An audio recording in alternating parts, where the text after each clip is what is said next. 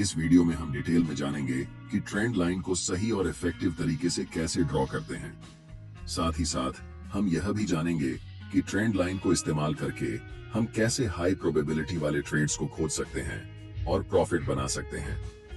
Simple भाषा में समझाऊंगा, इसलिए वीडियो को पूरा देखिए और कोई भी चीज मिस मत करिए।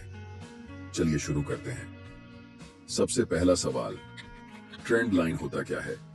ट्रेंड लाइन सिंपली एक लाइन होती है जिसे चार्ट्स में की लेवल्स को टच करके ड्रॉ किया जाता है।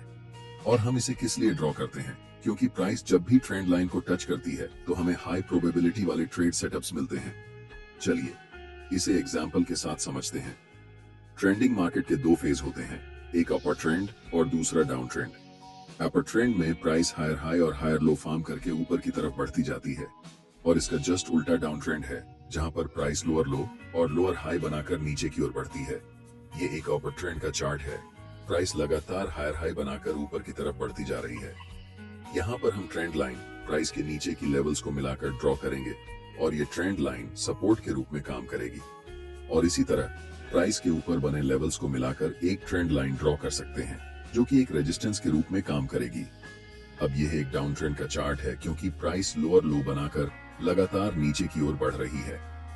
यहाँ पर हम प्राइस के ऊपर इन लेवल्स को मिलाकर एक ट्रेंड लाइन ड्रॉ करेंगे जो कि सपोर्ट के रूप में काम करेगी। ज्यादातर बिगिनर ट्रेडर्स का एक बड़ा सवाल होता है कि ट्रेंड लाइन ड्रॉ करते समय हम कैंडल्स के वीक को टच करके ट्रेंड लाइन ड्रॉ करें या फिर कैंडल की बॉडी को टच करके ट्रेंड लाइन ड्रॉ करें। तो इसका जवाब बहुत सिंपल है। कैंडल की बॉडी या फिर कैंडल के वीक से ट्रेंड लाइन को फर्क नहीं पड़ता। सबसे ज्यादा इंपॉर्टेंट बात यह है कि ट्रेंड लाइन ड्रॉ करते समय जितने ज्यादा टच पॉइंट्स होंगे उतनी ही ज्यादा वैलिड और स्ट्रॉन्ग ट्रेंड लाइन कहलाएगी। ऐसे में कहीं वीक टच हो सकता है तो कहीं बॉडी टच हो सकती है या कहीं पर थोड़ा सा डिस्टेंस भी बच सकता है। ऐसा इसीलिए क्योंकि ट्रेंड लाइन सिर्फ एक लाइन नहीं है। ट्रेंड लाइन एक जोन या फिर एरिया की तरह काम करती है। कोई भी ट्रेंड लाइन ड्रॉ करते समय आपको यह ध्यान रखना होगा कि ट्रेंड लाइन कम से कम 3 की पॉइंट्स को परफेक्टली टच करती हो। उम्मीद है कि आप समझ गए होंगे कि ट्रेंड लाइन को ड्रॉ करने का सही और इफेक्टिव तरीका क्या है। अब हम आते हैं दूसरे मोस्ट इंपॉर्टेंट सवाल पर कि ट्रेंड लाइन को इस्तेमाल करके कैसे हम हाई प्रोबेबिलिटी वाले ट्रेड सेटअप्स को खोज सकते हैं और प्रॉफिट बना सकते हैं। चलिए समझते हैं। ट्रेंड लाइन के साथ ट्रेड करने के दो मोस्ट इफेक्टिव तरीके होते हैं। पहला, कंटिन्यूअस पैटर्न के साथ ट्रेड करना। यहाँ आपको दिख रहा है कि प्राइस एक स्ट्रॉन्ग अप ट्रेंड में है, इसलिए इसके नीचे एक ट्रेंड लाइन ड्रॉ कर सकते हैं।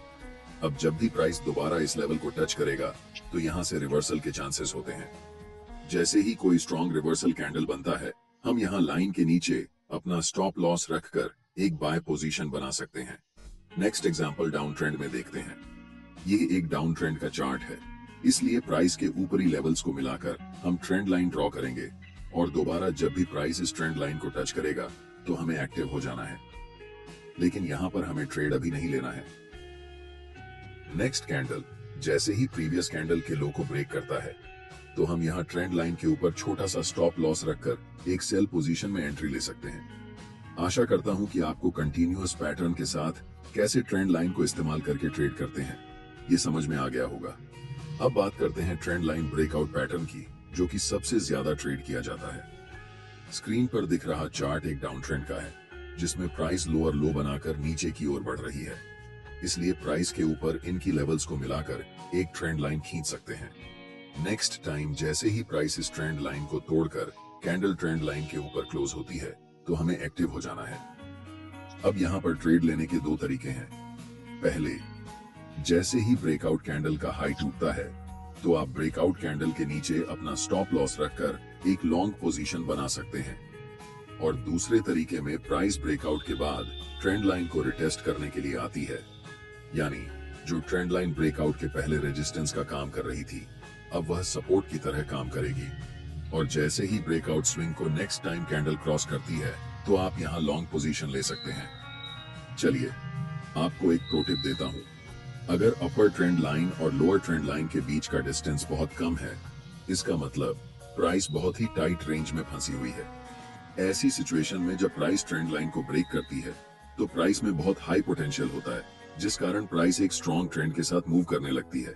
अगर कहीं आपको ऐसी सिचुएशन दिखे तो आप इसे कभी भी मिस मत करना, क्योंकि इन ट्रेड्स में हमें बहुत लंबा टारगेट मिलता है।